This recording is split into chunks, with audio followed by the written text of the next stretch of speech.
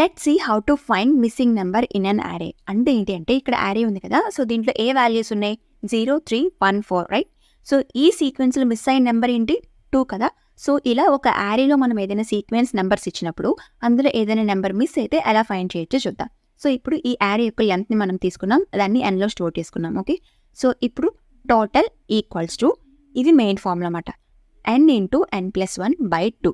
Okay, so ఇది అంతటి టోటల్లో store చేసుకున్నాం కదా. సో ఇప్పుడు RES అని ఇంకొక వేరియబుల్ తీసుకొని total minus sum of array. So ఈ సమ్ ఏం చేస్తుంది, it is use to find some of all values right. So ఈ యారేలో ఉన్న వాల్యూస్ అన్ని సమ్ చేసుకుంటుంది.